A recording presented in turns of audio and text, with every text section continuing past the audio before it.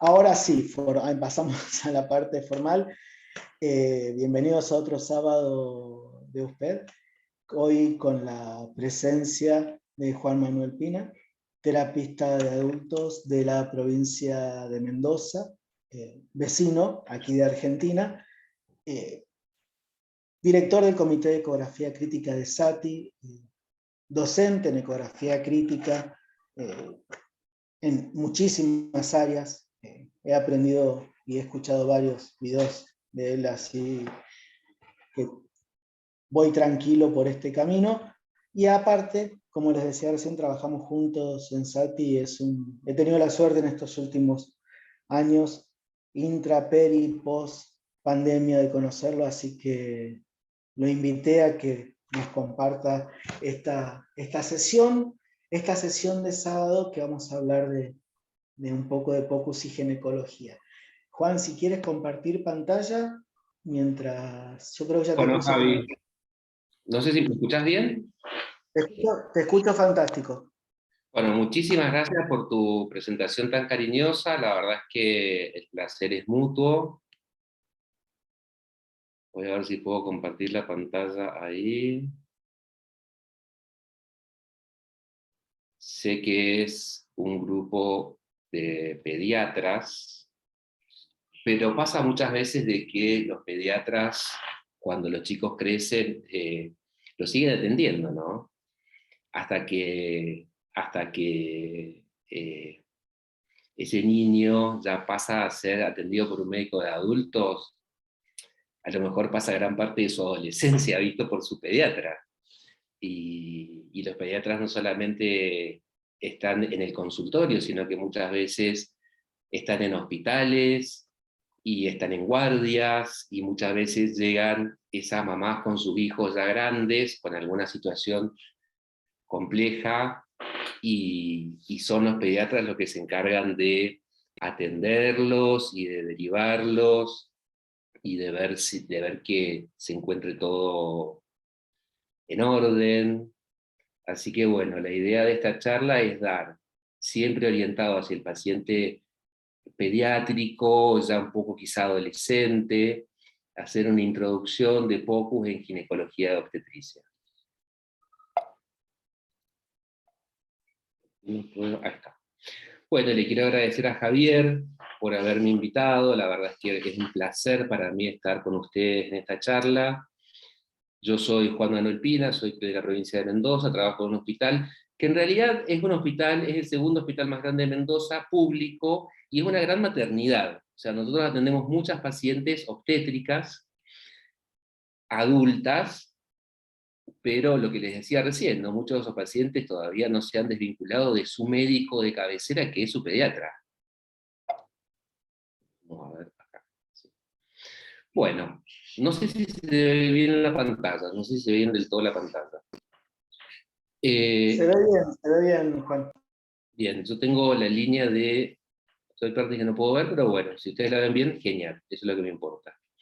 Bueno, los objetivos de esta charla es poder realizar una evaluación ginecológica y obstétrica, ¿por qué no?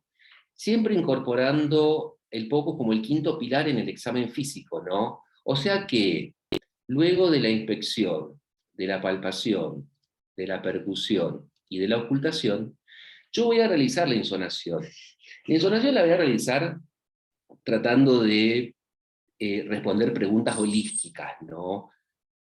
Como si, a ver, ahí está, como está la paciente que estoy viendo, está embarazada. Si está embarazada, ese feto, ese embrión están vivos, tiene líquido libre en el abdomen, cómo están los riñones, cómo se encuentra esa, ¿no? Es un pilar más dentro del examen físico. Otro de los objetivos es identificar las estructuras anatómicas de la pelvis de la mujer, reconociendo las patologías más frecuentes en la práctica médica nuestra dentro del ámbito de la ginecología y la obstetricia. No es, no es un objetivo de la charla dar una clase de ecografía ginecobstétrica, ¿no? Porque esto es una subespecialidad dentro de los obstetras o los que hacen ultrasonido. Entonces, ¿por qué vamos a usar la ecografía en ginecología y en obstetricia? Bueno, la verdad que es la modalidad ideal para la evaluación de la afección de la pelvis de la mujer, ¿no? Y si no es la si no es la ideal, es la más utilizada en todo el mundo. De esto no hay dudas.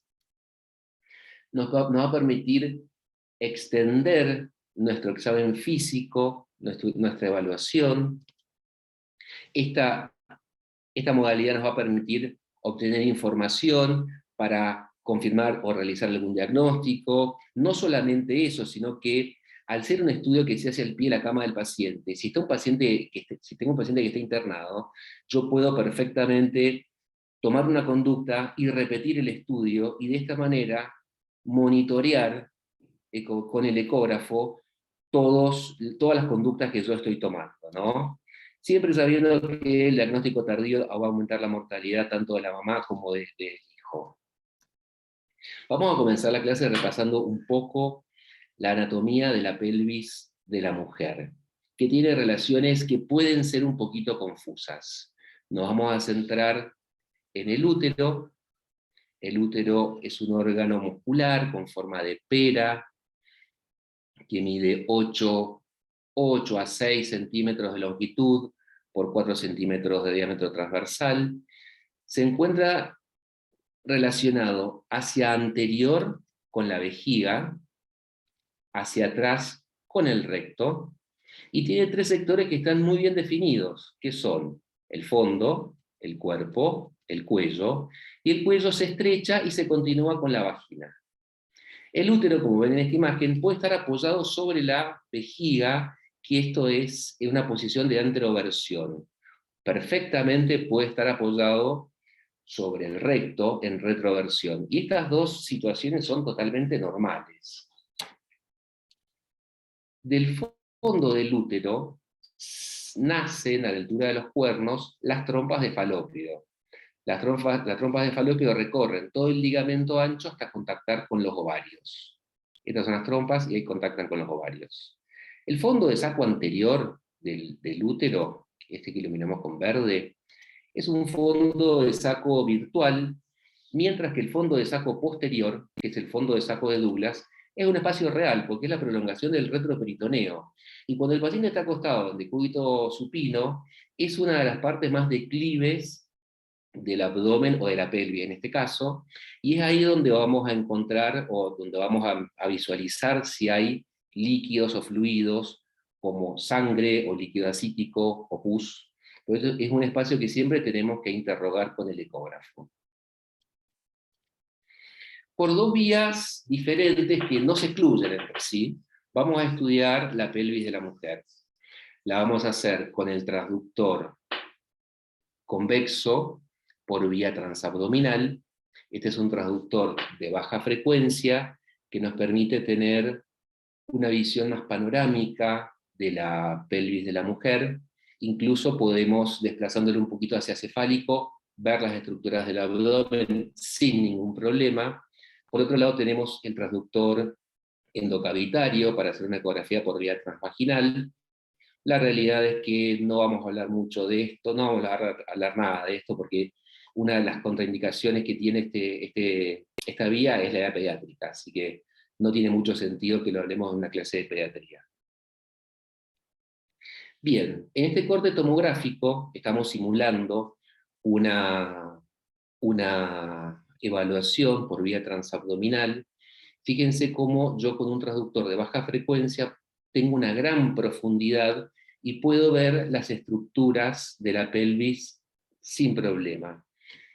Para eso necesito que la vejiga está acá, este es el útero, este es el fondo, el cuerpo, el cuello, esta es la vagina, y esta es la vejiga. Yo para esto necesito que la vejiga esté distendida, porque la vejiga nos va a servir de ventana acústica para poder ver las estructuras que yo quiero estudiar, y por otro lado desplaza hacia arriba las asas intestinales que al contener gas no nos van a permitir realizar un adecuado examen. Con este traductor voy a poder ver sin ningún problema estructuras grandes, como por ejemplo un embarazo de segundo o de tercer trimestre, voy a poder ver un gran quiste de ovario, un tumor anexial, y voy a tener dificultades para ver estructuras más pequeñas, como por ejemplo el endometrio, los ovarios, las trompas de falopio. Las trompas de falopio generalmente nunca las voy a ver, excepto que sean patológicas. Y es muy importante que la vejiga esté adecuadamente distendida. Ahora les voy a mostrar una serie de ejemplos. Fíjense en esta imagen, a ver si lo puedo, ahí está. Fíjense en esta imagen, en esta serie de imágenes de cortes tomográficos, en donde tenemos la relación entre el útero y la vejiga está con mayor o menor cantidad de líquido. Prestemos atención a la imagen número 1, donde vamos a tener el útero, la vejiga que está vacía, y fíjense si yo quisiera hacer una imagen transabdominal, ¿qué me encuentro? Me encuentro con la vejiga que no la veo porque está vacía, el útero que está en retroversión, está apoyado, fíjense que está apoyado sobre el recto, y entre el transductor y el útero me encuentro con asas intestinales, o sea que este estudio no lo podría realizar. En la imagen número 2, yo tengo un útero en anteroversión apoyado sobre la vejiga totalmente vacía. Me pasa lo mismo, si yo quiero realizar un estudio con un paciente que tiene la vejiga vacía por vía transabdominal, lo más probable es que no pueda reconocer las estructuras porque las estoy insonando desde el fondo del útero. Necesito que el útero se encuentre más, más elongado, no voy a poder nunca elongar el útero para poder ver todas sus estructuras. En la imagen número 3, tengo el útero también en anteroversión apoyado sobre la vejiga, con una vejiga no tan distendida, ahí está la vejiga, y me pasa exactamente lo mismo que la imagen número 2. Quizá no tenga tanta interposición de asas intestinales, pero no voy a tener el corte correcto para poder estudiar las estructuras que quiero ver. Fíjense la imagen número 4, donde tengo, ese es el útero, esa es la vejiga, pero fíjense que la vejiga no está adecuadamente distendida, se encuentra incluso por debajo, por detrás del hueso del pubis. Y yo tengo un montón de asas intestinales que se van a interponer entre el transductor y el útero. Este estudio voy a tener grandes dificultades para realizarlo. En la imagen número 5, yo tengo el útero, una vejiga adecuadamente distendida. Fíjense que las asas intestinales están desplazadas hacia el cefálico, y si hago el estudio transabdominal, yo voy a poder ver y voy a poder reconocer las estructuras que quiero ver. La vejiga para tener una adecuada ventana tiene que tener aproximadamente, y les digo aproximadamente porque nunca, a ver, podemos medir el volumen de la vejiga, pero estamos focalizándonos en otra cosa. Tiene que tener aproximadamente unos 350 centímetros cúbicos mínimo. 350, 400 centímetros cúbicos. Porque ¿qué pasa si yo tengo una vejiga muy distendida? Fíjense que en la imagen número 6 yo veo el útero. Acá no les puedo decir si el útero está en anteroversión o en retroversión, porque esta vejiga tan distendida lo aplasta y lo desplaza sobre las estructuras posteriores de la pelvis, y muchas veces es tan grande el volumen que el útero se ve muy chiquitito y hay estructuras que yo no puedo reconocer. Más adelante vamos a ver una foto. Si yo hago este estudio, voy a poder ver perfectamente el útero sin problema, pero hay patologías que quizá no pueda reconocer o que queden aplastadas y que no las pueda poder ver del todo. Bueno, vamos a comenzar explicando cómo vamos a realizar una ecografía de la pelvis de la mujer por vía transabdominal. Vamos a comenzar, son 2 cortes lo que vamos a ver. Vamos a comenzar con el corte transversal.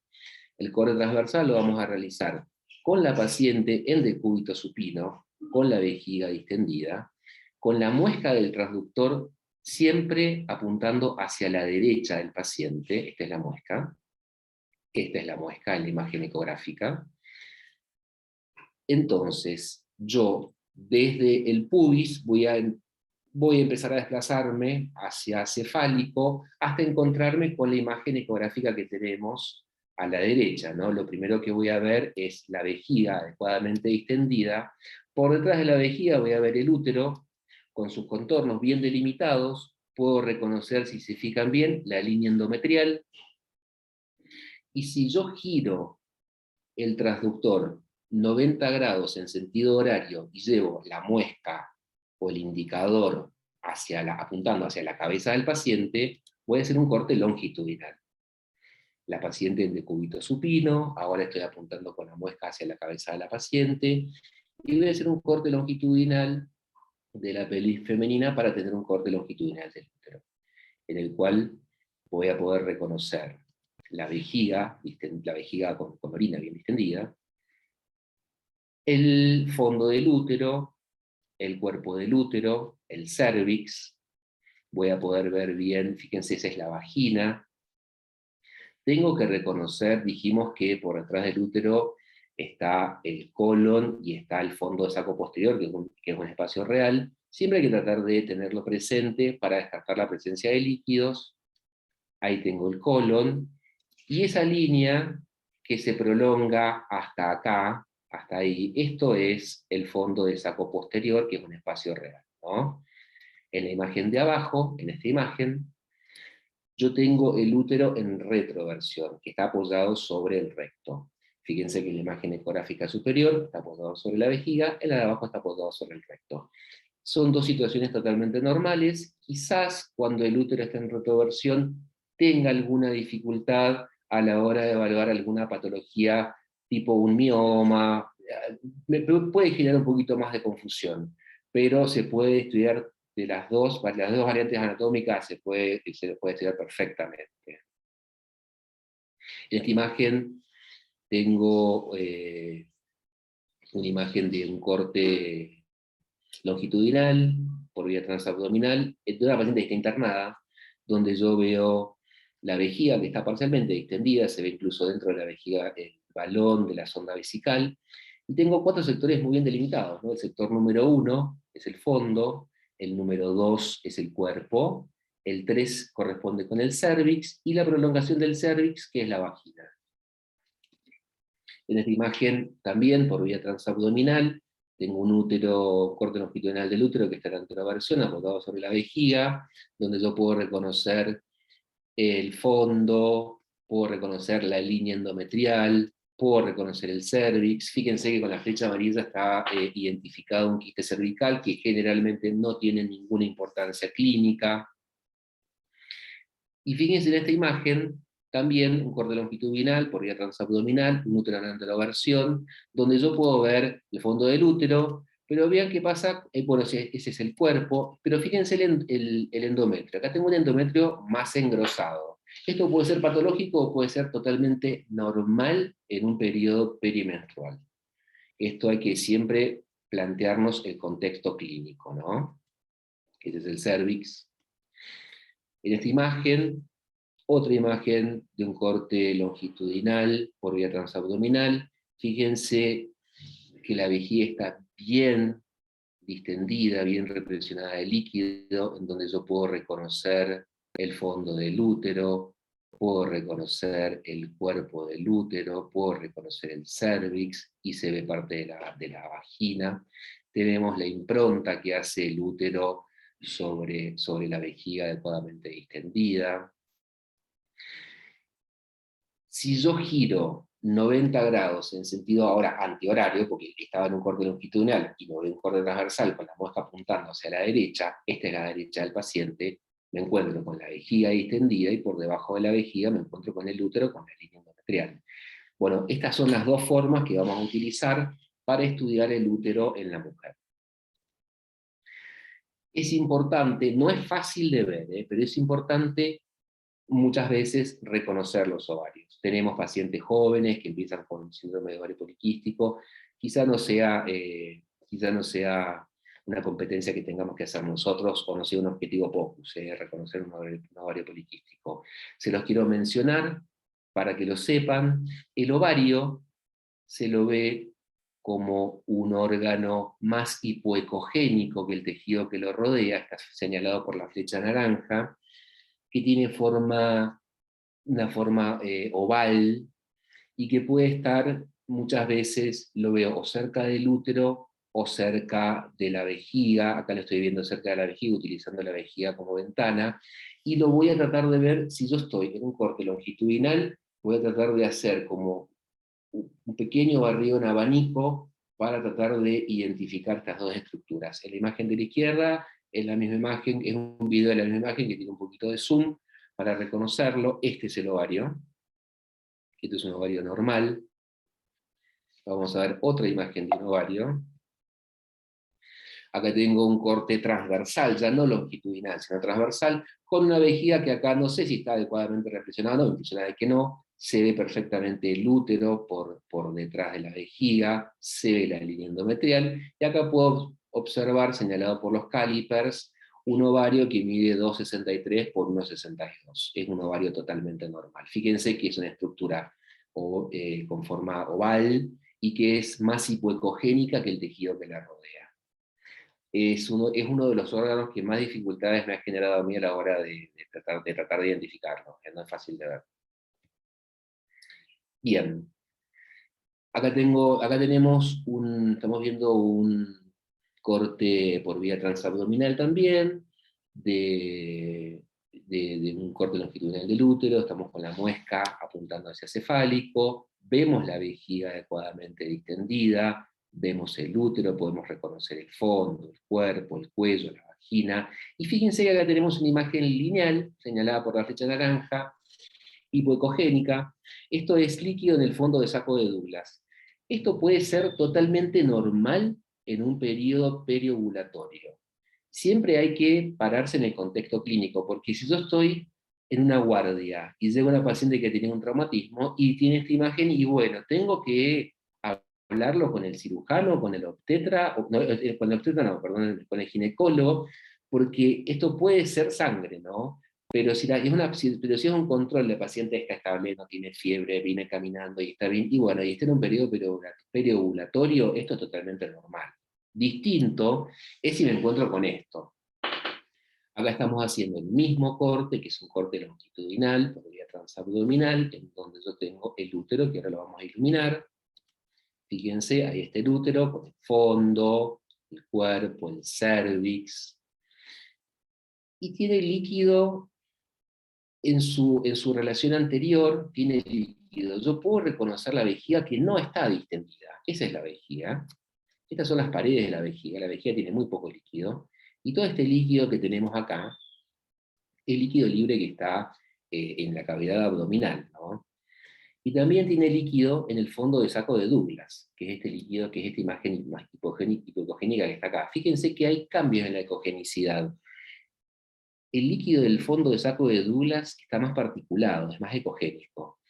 En el contexto de una paciente que tenía un traumatismo, bueno, esto es líquido libre en la cavidad abdominal y probablemente sea, no probable que sea sangre, más si estoy haciendo un FAST, esto es sangre hasta que se demuestre lo contrario, y esto va a requerir una laparotomía.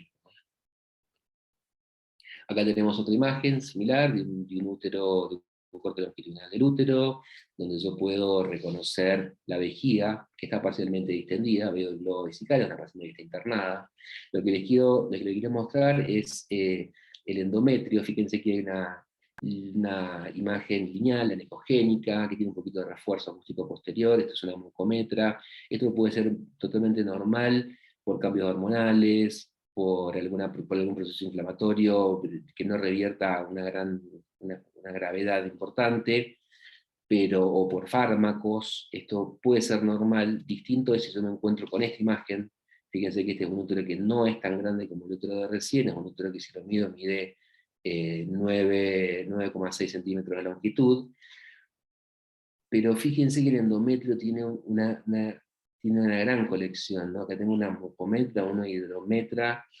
Esto también puede ser sangre, o sea que si yo tengo una paciente que consulta por guardia con un sangrado, esto puede ser incluso un aborto completo. Yo tengo que poder interrogar y me tengo que plantear distintas situaciones diagnósticas, ¿no? Esta imagen es de una paciente que se había realizado un aborto que venía con trombo, un aborto programado. Bien, en esta imagen dual yo tengo, fíjense que tengo en esta imagen de la izquierda, tengo un corte longitudinal del útero. Vean la relación que hay entre la vejiga y el útero, que me permite ver el fondo, el cuerpo, el cérvix. Y si yo giro 90 grados el transductor en sentido antihorario, apuntando con la muesca hacia la derecha de la paciente, voy a tener un corte transversal. Ahora le voy a mostrar con las iluminaciones. Ese sería el fondo y parte del cuerpo. Esto sería parte del cuerpo y parte del cérvix. Esa es la vagina. Y en la imagen de al lado tengo un corte transversal, donde veo la vejiga y después de la vejiga el útero. Y las mediciones son de un útero totalmente normal, lo puedo realizar sin problema. Estas son las dos formas de observar, de estudiar el útero en la mujer.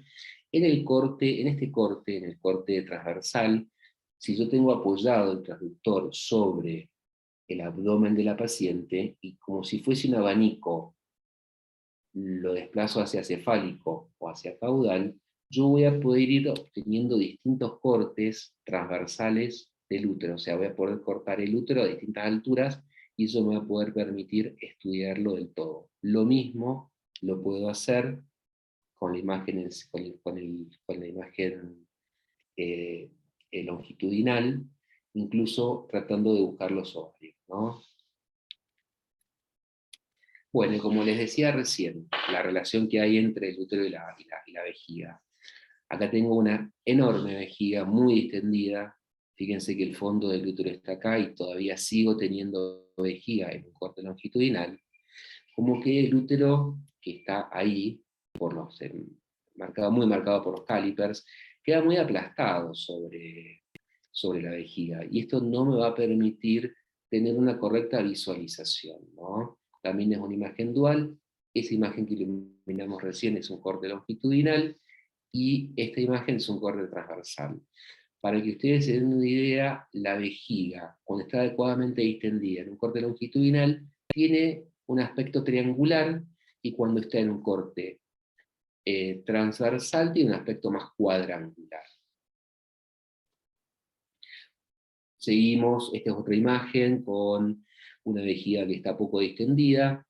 Fíjense que el útero está en la anteroversión, apoyado sobre la vejiga no está del todo llena de líquido, fíjense que incluso las paredes se ven irregulares. Acá yo no puedo descartar de que sea por falta de llenado vesical, o que la paciente tenga alguna patología como una vejiga neurogénica que me va a generar un engrosamiento difuso de las paredes de la vejiga.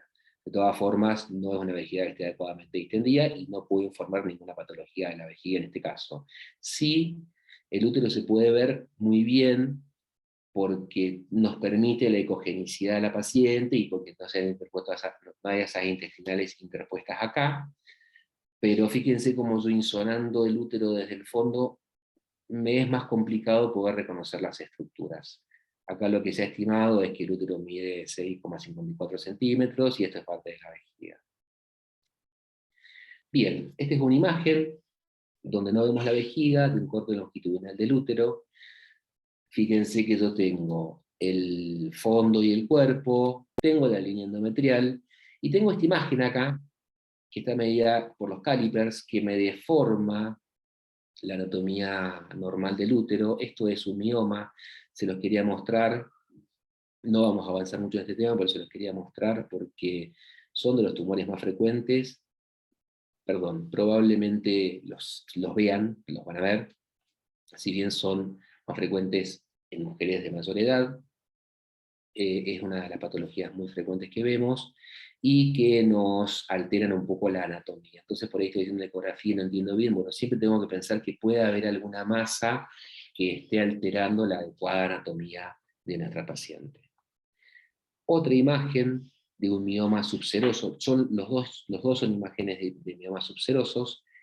Ese es el mioma, fíjense la impronta del mioma sobre la vejiga no está adecuadamente reflexionada, pero podemos hacer el estudio bien. Fíjense la imagen que vimos hace un rato, donde veíamos la impronta del útero sobre la vejiga, una vejiga adecuadamente distendida. Acá tenemos una vejiga con poco líquido, pero ese mioma subseroso se puede distinguir adecuadamente. Bien, esta es una ecografía con un traductor endocavitario. La idea no es que hagamos este tipo de ecografías, sí está porque quiero que pongamos el foco en el endometrio. Fíjense que tenemos en esta imagen el fondo, el cuerpo, el cervix, y tenemos un endometrio raro, ¿no? Tenemos un endometrio que tiene una ecogenicidad muy aumentada, es bien hiperecogénico. Fíjense que tiene refuerzo acústico posterior. Esta es una paciente que tenía colocado un DIU. La verdad es que el DIU es un método anticonceptivo muy usado, y probablemente también se encuentren con pacientes raros, pero pacientes que tengan puesto un DIU. El diagnóstico diferencial de estas alteraciones en el endometrio son las endometritis, ¿no? Que es muy distinta a la imagen. Bueno, esa está señalado allí. Fíjense la endometritis, donde yo tengo un endometrio que es sumamente irregular, heterogéneo. Fíjense que tiene imágenes hiperecogénicas e imágenes hipoecogénicas en su interior, como si fuese líquido. Esas imágenes hiperecogénicas e hipocogénicas son restos de gas y de detrito celular, y vean cómo hay partes en las que tengo sombra acústica posterior. Esto se produce por el cambio de impedancia que genera el gas, el aire, cuando viene el eco del ultrasonido y se encuentra con una interfase de entre mucosa y aire, nos va a generar siempre esta sombra acústica posterior. Esto lo van a ver mucho cuando hagan ecografías de vía aérea.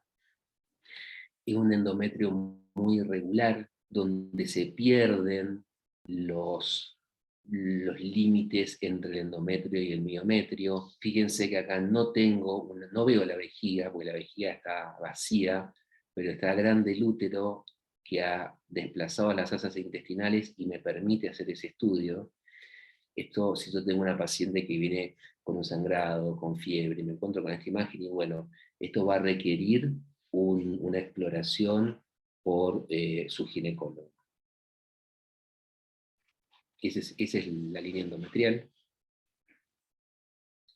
Bueno, les quiero hablar un poquito de los quistes de ovario.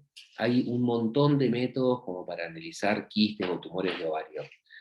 Yo el que uso es una mnemotecnia que es fácil de recordar, es Fortacones, Estados Unidos de América, donde cada sigla me va a orientar hacia la estructura a la que le voy a prestar atención, y de esta manera voy a poder analizar toda la estructura que quiero ver, el tumor o el quiste que quiero ver. Vamos a comenzar con FOR, que es la forma. La forma puede que tenga un quiste que sea más redondo, que esté más elongado. El tamaño, muchas de las imágenes que vamos a mostrar no están medidos, otras que sí, pero te puedo decir que tiene forma redondeada o que tiene forma más elongada y que mide tanto por tanto. El contorno es muy importante, si es un contorno regular o si es un contorno irregular. También le voy a prestar mucha atención a la ecoestructura, ¿no? Si es una ecoestructura, si es homogéneo o si es heterogéneo, si me impresiona que es sólido quístico o que es sólido quístico, como si fuese mixto, si es una estructura que veo ecos en su interior, o sea, si es particulado o no particulado. En cuanto a la ecogenicidad, lo voy a comparar con los tejidos que rodean la lesión, y voy a poder decir si tiene una ecogenicidad, si es hipoecogénico, si es isoecogénico con respecto a los tejidos que lo rodean, o si tiene algún material como calcio, sí, que nos dé áreas más hiperecogénicas. La ubicación, bueno, puedo, dependiendo de lo que esté, del estudio que esté haciendo, de dónde tenga ubicado el transductor, yo puedo decir que está en relación al anexo derecho o al anexo izquierdo. Y también es muy importante prestarle atención a si tiene atenuación sónica posterior, o sea, si tiene una sombra acústica posterior, o si tiene un refuerzo acústico posterior. Porque esto nos va a hablar de si es una estructura sólida, que no tenga atenuación ni refuerzo, líquida, que tenga un gran refuerzo, o una estructura sólida con calcio que nos dé una atenuación sónica posterior. Entonces, la mnemotecnia es Fortajones, Estados Unidos de América. Se las quiero dejar, pues a mí realmente me ha sido útil, no solamente para describir tumores relacionados con los anexos, sino para describir imágenes focalizadas, y eso lo llevo a el órgano que sea. La verdad es que esta es la mnemotecnia que más uso. Vamos a comenzar con ejemplos. Acá tenemos una imagen, vamos con la mnemotecnia, que tiene forma redondeada, no está medida, pero yo puedo estimar que tiene un tamaño, fíjense que estamos a 17 centímetros y es redondeada, puedo decir que tiene un 14 centímetros por 14 centímetros, el contorno se lo ve bastante regular, la ecoestructura es heterogénea, porque tiene ecos en su interior. Yo no sé si estos son septos, pero estos ecos en su interior y este contenido particulado nos habla de una ecoestructura heterogénea. Impresiona líquido, impresiona que es particulado. En cuanto a la ecogenicidad, es hipoecogénico con respecto a los tejidos que lo rodean. Va a estar ubicado en el anexo derecho o en el anexo izquierdo, dependiendo de donde yo tenga ubicado mi transductor, y fíjense que tiene refuerzo acústico posterior, o sea, yo puedo asegurar de que esta estructura es una estructura de contenido líquido. Vamos con otro ejemplo.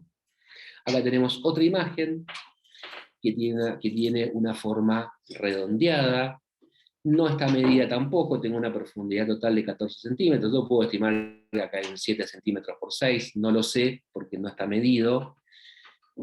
Los contornos son irregulares, fíjense que no es como recién, pues tiene contornos bastante irregulares. La ecoestructura es heterogénea, donde yo tengo ecos en el interior. Quizás acá, esto yo no sé si es un artefacto de reverberación, pero acá te veo un contenido que está particulado y acá te veo un contenido sólido que está en relación a la pared posterior del quiste. La ecogenicidad generalmente es mayormente hipoecogénico, se encuentra ubicado en alguno de los dos anexos y tiene refuerzo acústico posterior. En cuanto a la atenuación, a la A de Estados Unidos de América que es atenuación o refuerzo, que este tiene refuerzo acústico posterior. Así que es de contenido líquido, no me quedan dudas. Acá tengo una imagen que es un cáncer de ovario, donde yo me encuentro que tiene una forma más elongada, quizás no es tan redondeado como recién, con un tamaño que habría que medirlo, no está medido. Los contornos son bastante irregulares. La ecoestructura es una ecoestructura mixta, en donde yo veo partes que son líquidas y partes que son sólidas. La ecogenicidad, bueno, también es mixta porque tengo lugares o cavidades, fíjense que tiene cavidades anecogénicas, y tengo partes de esta lesión que son sólidas.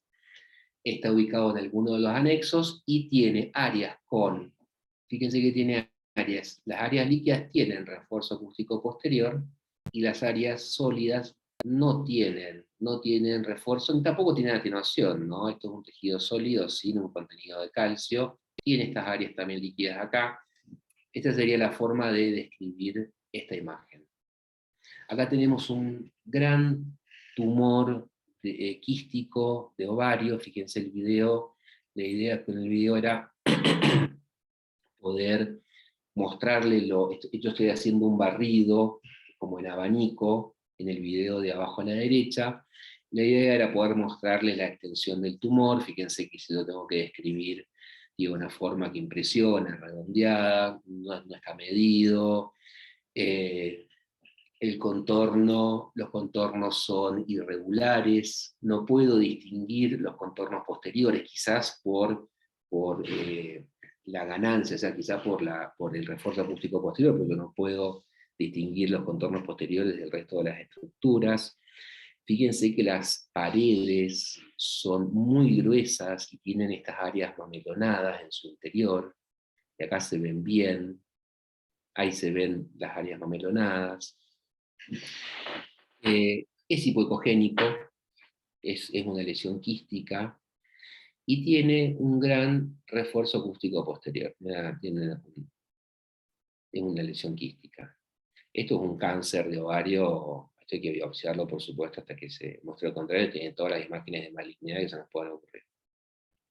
Acá tenemos una lesión sólida, esto si se fijan es un tumor anexial izquierdo, si lo tengo que definir tiene una forma redondeada, el tamaño está medido, tiene 16 por 23, 16,23 perdón, por 15,28, un tumor sumamente grande.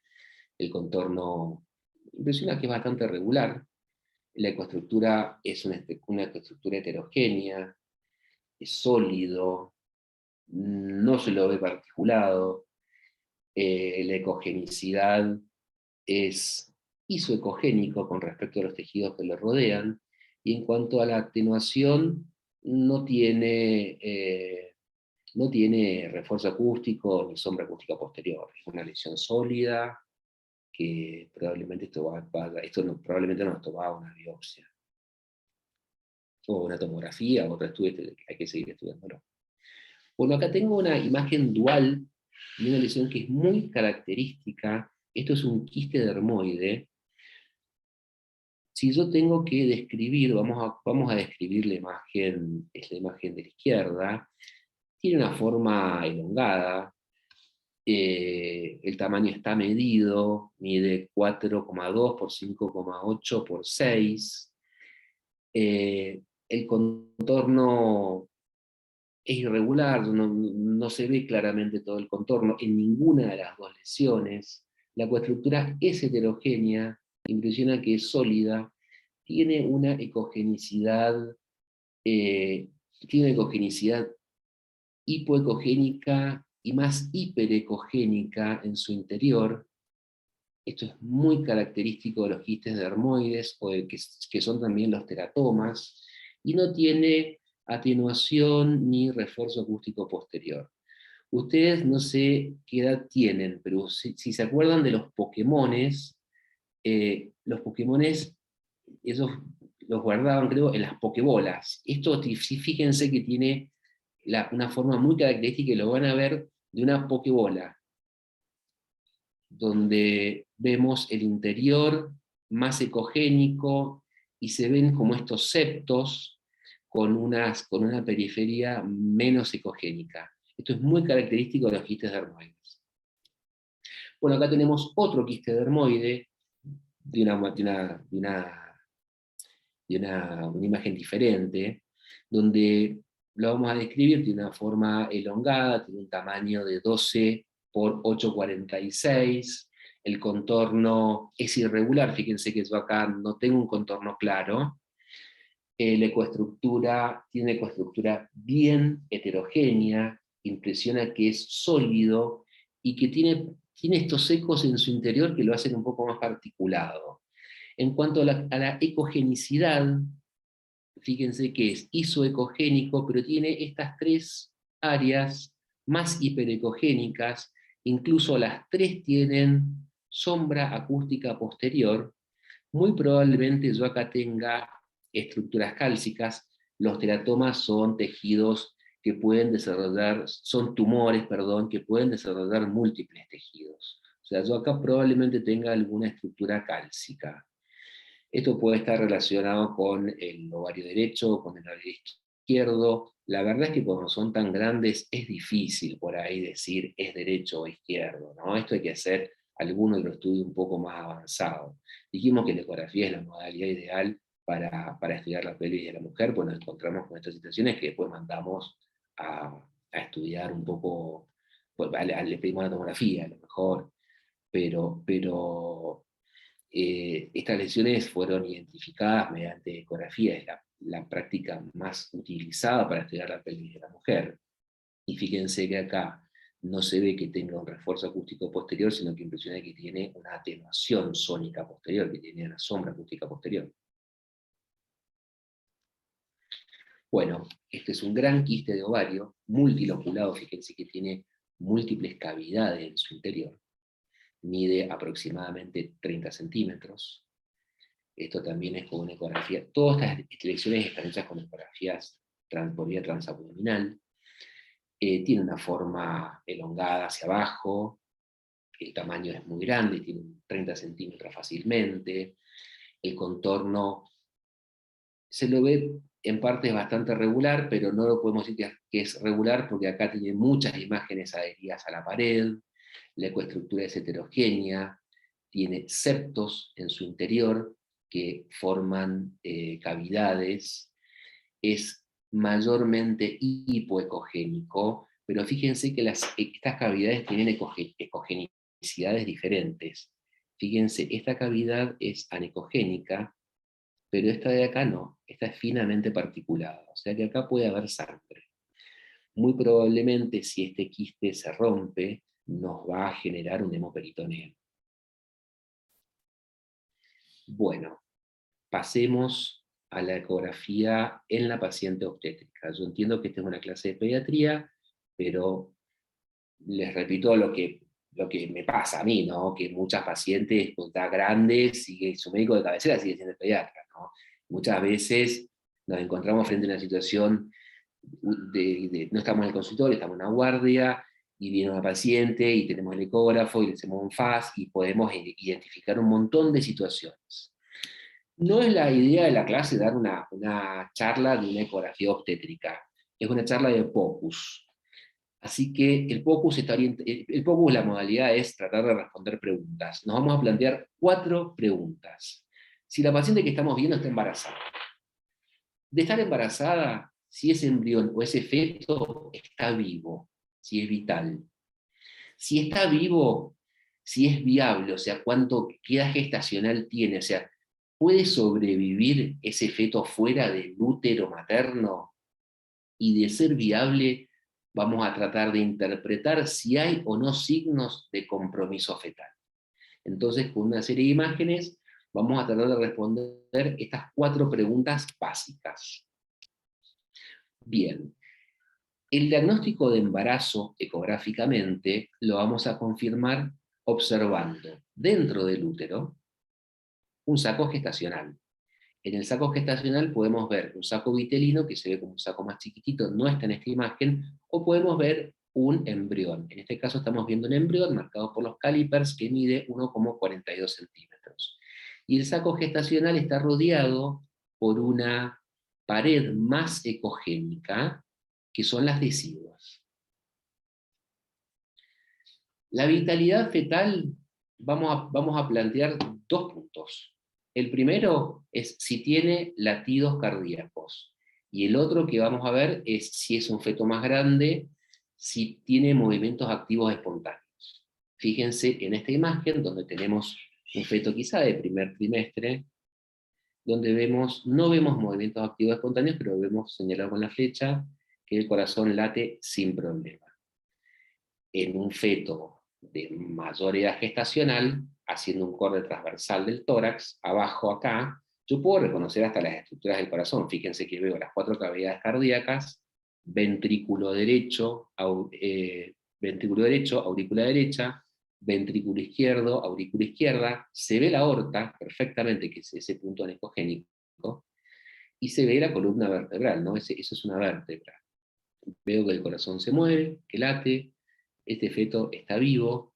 En la imagen de arriba a la izquierda, yo tengo un feto que impresiona en un segundo trimestre de embarazo, donde veo perfectamente el corazón latiendo, y fíjense que se ve cómo mueve un brazo. O sea que acá tengo latidos cardíacos fetales, tengo movimientos activos espontáneos, la paciente está embarazada, el feto está vivo, hasta ahora voy cumpliendo con mis objetivos POCUS. Acá tengo un feto en la imagen de abajo, de mayor edad gestacional, donde bien si no es un corte del corazón, yo veo que tiene muchos movimientos activos espontáneos.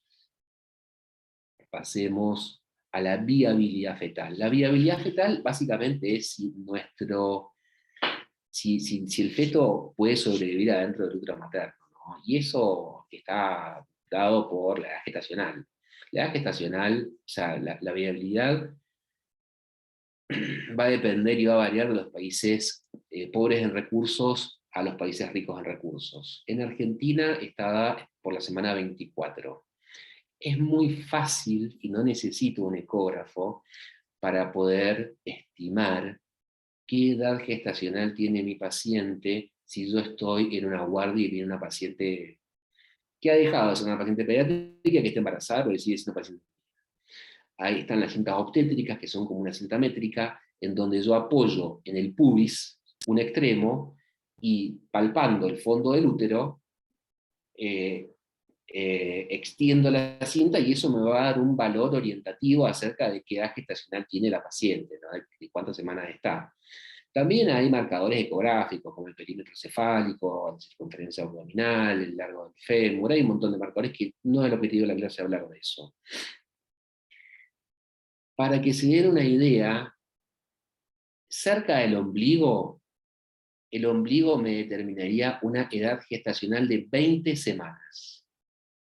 Cuando estoy ya cerca del esternón, estaría de 36, y en la semana 40 desciende un poquito por el peso que genera ya el feto que está más grande, ¿no? Que tiene más edad gestacional. Pero si yo estoy por encima del ombligo, me tengo que plantear que si esta paciente que está cursando un embarazo y a lo mejor en una situación crítica, debería, por supuesto que se va a hacer interconsulta con la obstetra, pero no debería nacer, o sea, ya puede nacer, y eso es muy importante con respecto a las conductas que voy a tomar yo en la asistencia de la madre, donde si es un feto de menos de 24 semanas, yo voy a priorizar la vida de la madre por sobre la vida del feto, porque si no se van a morir los dos. ¿Qué pasa si mi paciente que está en la guardia tiene un abdomen agudo, porque está cursando, aparte de su embarazo, una apendicitis, una colecistitis, tuvo un traumatismo porque ha tenido un accidente automovilístico, y yo no puedo palpar el fondo del útero, porque el abdomen está duro, tiene sangre, o yo me estoy planteando si no hay un hematoma que me esté generando un aumento falso, un aumento que no es real del tamaño del útero, porque yo no palpo el fondo, sino estoy palpando un hematoma. Yo puedo utilizar el ecógrafo si yo comienzo con un corte transabdominal, con el traductor convexo siempre, desde la sínfisis del pubis, un poquito más adelante, y me dirijo hacia cefálico, yo tengo que tratar de ver esta imagen. Esta imagen que estamos viendo es el fondo del útero y los tejidos que lo rodean, ¿no? Y entonces yo voy avanzando y en cuanto me encuentro con el fondo del útero, lo voy a reconocer porque primero voy a empezar a ver el útero, las partes fetales, y de repente se va a acabar y me voy a encontrar con el fondo del útero. Yo puedo ver, si no puedo usar la cinta obstétrica, puedo utilizar el ecógrafo como para estimar a qué altura estoy y qué edad gestacional probable puede tener ese feto. Y les digo probable porque no estamos haciendo una ecografía obstétrica midiendo fino. Pero si yo tengo que hacer una cesárea de urgencia, y yo ya sé si el feto es viable o no. Bien, y para hablar de sufrimiento fetal, lo que vamos a utilizar va a ser la frecuencia cardíaca fetal. Los latidos cardíacos fetales tienen una frecuencia normal entre 110 y 160 latidos por minuto. Los podemos cuantificar, y es muy fácil de cuantificar, utilizando la herramienta de Doppler pulsado o el modo M. Fíjense, en esta imagen de la derecha, yo estoy utilizando el Doppler pulsado. Entonces, ¿qué hago? Busco en un corte transversal o longitudinal, no me importa, porque yo lo que quiero ver es un corte del corazón, y me paro sobre el corazón. Acá me paro con el box del Doppler pulsado, y en el espectro del Doppler pulsado yo voy a reconocer sístoles y las diástoles que la preceden. Utilizo las herramientas de medición que tenga mi equipo. En este caso me pide que use dos latidos cardíacos, y me da una frecuencia de 146 latidos por minuto totalmente normal. Si yo no tengo un Doppler pulsado, porque a lo mejor tengo un equipo más básico y estoy en una guardia, puedo utilizar el modo M. yo lo que tengo que hacer exactamente lo mismo, busco un corte transversal o longitudinal, donde yo pueda observar el corazón, y utilizando la herramienta del modo M, yo no voy a ver sístoles ni diástoles, pero sí voy a ver las oscilaciones que se generan con cada latido cardíaco. De la misma manera, puedo sumar dos picos, como estoy sumando acá, o puedo sumar dos valles y utilizar las herramientas de medición de mi equipo, y esto me va a dar una frecuencia cardíaca. Estas dos imágenes son de la misma paciente y la frecuencia cardíaca es la misma, 146 latidos por minuto con el modo M y 146 latidos por minuto con el Doppler pulsado. Es muy importante, si yo tengo la posibilidad de hacerlo, poder medirlo y poder saber qué frecuencia cardíaca tiene. Porque si nuestra paciente tiene una frecuencia cardíaca menor de 110 latidos por minuto, yo tengo que hablar con el obstetra, porque si tengo a la paciente que está embarazada, que el feto está vivo, que es viable y que tiene una bradicardia fetal, probablemente esta paciente tenga que ir a una cirugía de urgencia. La bradicardia fetal se puede dar por hipoxia, por un traumatismo, porque está séptica, pero nos habla de sufrimiento fetal y de la necesidad de que concluyamos ese embarazo. Y de esta manera, con estas imágenes y estas 4 preguntas, nosotros cumplimos con el objetivo de POCUS, sin tener que complicarnos la vida mucho. Nosotros tenemos una paciente joven, que le hacemos un FAS porque llega a la guardia, o le hacemos una ecografía porque está con dolor abdominal y nos encontramos de que está cursando un embarazo, sabemos que el embarazo está vivo, podemos saber si es viable o no, y podemos saber si hay sufrimiento fetal o no, y esta es la forma de cumplir con nuestro objetivo POCUS en obstetricia. La placenta. Dos cositas a la placenta. Porque la placenta, la verdad es que el estudio de la placenta es una competencia del obstetra. Pero nosotros tenemos que poder reconocerla, poder ver dónde está. ¿Qué podemos? Pero es muy fácil de ver porque estamos hablando de un órgano muy grande dentro de la cavidad uterina. Ustedes piensen que hacer una ecografía a un feto es fácil porque es un ser humano dentro de una bolsa de agua. Entonces, no genera mucha dificultad. Nosotros podemos reconocer rápidamente las estructuras. Lo que hay que tener es un poquito de práctica. Reconocer la placenta, fíjense, acá tenemos una placenta que es anterior, fíjense que acá tengo el transductor, acá está el feto, esta es una placenta anterior, acá tengo una placenta posterior, acá tengo el transductor, no se ve el feto, sí se ve bien la torta placentaria, y acá tengo una placenta que está lateralizada, ¿no? Incluso con la herramienta Doppler se ve parte del cordón umbilical, y acá es parte de estructuras fetales. Entonces yo estoy reconociendo la placenta. ¿Y para qué quiero reconocerla? Para descartar situaciones como esta. En esta imagen, por vía transabdominal, estamos haciendo una ecografía de una paciente que está embarazada. No es una ecografía obstétrica, es una ecografía a una paciente que está embarazada, porque estamos haciendo nosotros ni una obstetra ni un imagenólogo. Y yo veo un embarazo gemelar y me encuentro con esta imagen lineal hipoecogénica, que esta medida mide 1,87 por 0,53 centímetros. Esto es un hematoma de la placenta y esto puede poner en riesgo el embarazo. Esto requiere un control urgente con una obstetra.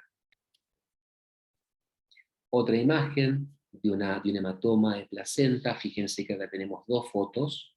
En esta foto, marcado por la flecha amarilla, tengo esta imagen hipoecogénica, que tiene ecos en su interior, porque tienen contenido ya con sangre un poquito más organizada.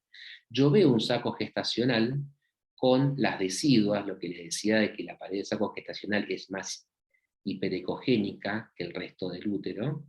En esta imagen no veo que haya un embrión o un feto en su interior, pero buscando en esta imagen sí veo que tiene un feto en su interior, reconozco la misma estructura que estaba viendo en el otro corte, y esto también requiere un control urgente con el obstetra, porque esto perfectamente puede ser, esto es un hematoma de la placenta, y esto puede poner en riesgo la continuidad del embarazo.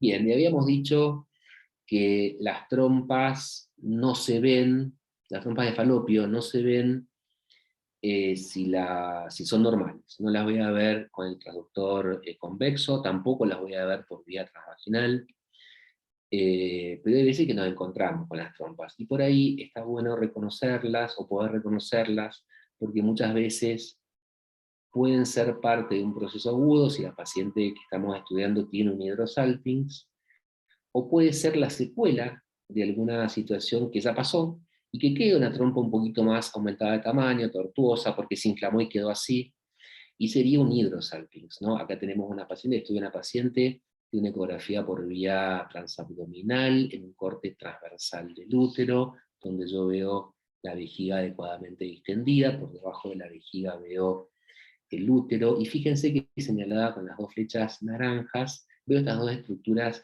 tubulares, tortuosas, más la imagen que tenemos a la derecha, que son las trompas de falopio distendidas. Esto puede haber sido una paciente que tuvo en su momento una EPI 1 o una EPI 2, que lo cursó en forma sintomática o que lo confundió con otra causa, pues la verdad que la paciente no sabía que tenía las trompas un poquito distendidas, dilatadas. Pero es así como se ven las trompas de falopio por vía transabdominal, sin tanto detalle. Por vía transvaginal se ven muy bien, mucho mejor.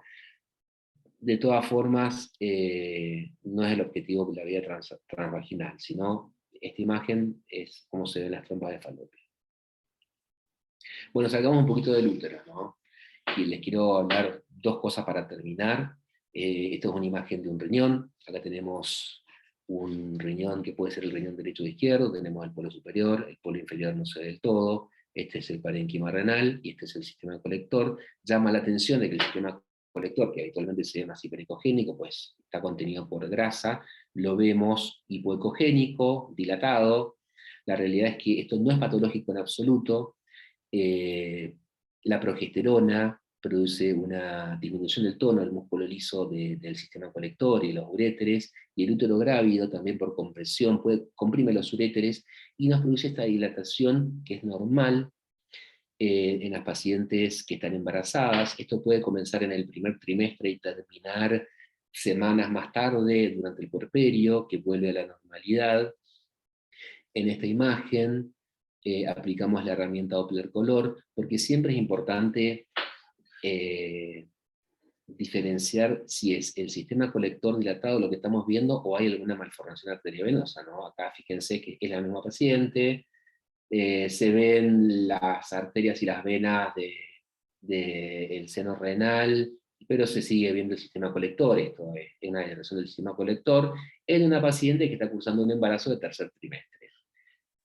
Bueno, les quería mostrar esta imagen, y con esto no creo que tengo mucho más para contarles. Si hay alguna duda, lo discutimos y lo charlamos, y si me quieren preguntar algo más, yo encantado. Ahora dejo de compartir pantalla y charlamos un poco. A ver si puedo. Muchísimas gracias, Juan. Me llenaste de información. La verdad que es una zona no explorada para nosotros, toda la parte ginecológica. Así que me quedo con un montón de... Te escucho medio cortado, Javi, perdóname. A ver, Acá. a ver, lo que te decía, que me quedo con un montón de información, porque la parte ginecológica nosotros habitualmente no le damos mucha importancia, no la tenemos en cuenta. Así que es imprescindible que lo tengamos en cuenta en nuestra formación en las urgencias. Así que desde ya te agradezco, y la verdad es que no tengo dudas, pero sí la curva, ¿sabes? Siempre voy con la misma pregunta a veces, no sé si me escuchas. La curva de aprendizaje es de una, porque yo lo encuentro, ¿viste? Lo encuentro, pero no tengo la certeza de diferenciar la posición.